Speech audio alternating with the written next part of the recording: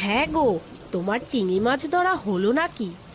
হ্যাঁ গিন্নি, এবার যা চিংড়ি মাছ চাষ করেছি মনে হচ্ছে বিধাতা আমাদেরকে দু হাত ভরে দিয়েছেন। দেখো গিন্নি দেখো, কত বড় বড় চিংড়ি মাছ এবার পুকুরটাতে চাষ করেছি। মাছ ধরা হয়ে গেলে এখানে দাঁড়িয়ে আর বৃষ্টিতে ভিজে লাভ নেই। যাও, জলদি করে বাজারে গিয়ে চিংড়ি মাছগুলো বিক্রি করে এসো। ঠিক আছে গিন্নি, আমি তাহলে এখনই চিংড়ি মাছগুলো বিক্রি করতে বাজারে যাচ্ছি। হ্যাঁ যাও, তবে আরেকটা কথা শোনো। আজ খবরে দেখলাম টানা 1 মাস নাকি বৃষ্টি হবে। আর এই বৃষ্টির সময় তো বাজারে জেলেরা মাছ নিয়ে আসতেও পারবে না।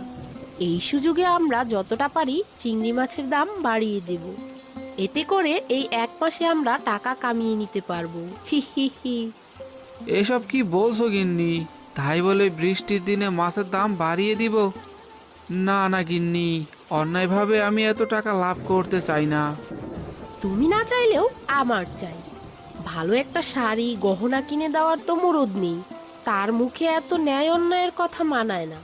যা বলেছি তাই করবে। এই বৃষ্টির দিনে চিংড়ি মাছের দাম পুরো দ্বিগুণ করে দিবে।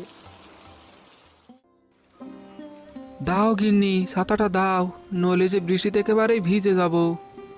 ওগো, এই নাও তোমার ছাতা।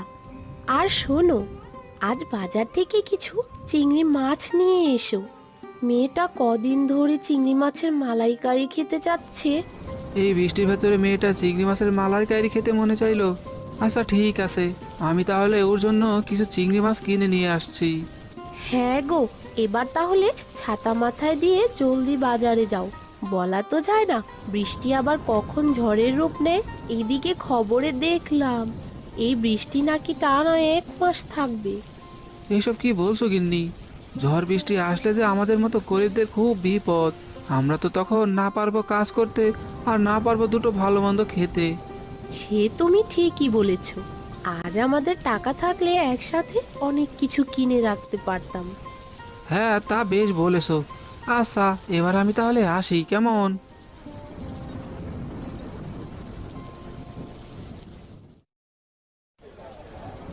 এই রে, আজ তো বৃষ্টির ভেতরে দেখছি ভালো কোনো মাছই উঠেনি। এখন তাহলে মাছ কিনবো কিভাবে? আরে, ওই তো জগাই কিছু চিংড়ি মাছ নিয়ে বসে আছে। যাই, ওর থেকে কিছু চিংড়ি মাছ কিনে নিয়ে বাড়ি যাই। এই বৃষ্টির দিনে জমি আর চিংড়ি মাছের মালাইকারি খাওয়া যাবে। হা হা হা। আগে যতীন বাবু যে, তা চিংড়ি মাছ কিনবেন নাকি? হ্যাঁ রে জগাই, বাজারে তো চিংড়ি মাছ ছাড়া আর কোনো মাছ দিচ্ছি না। তা দে, আমাকে 2 কিলো চিংড়ি মাছ দে। আগে ঠিক আছে।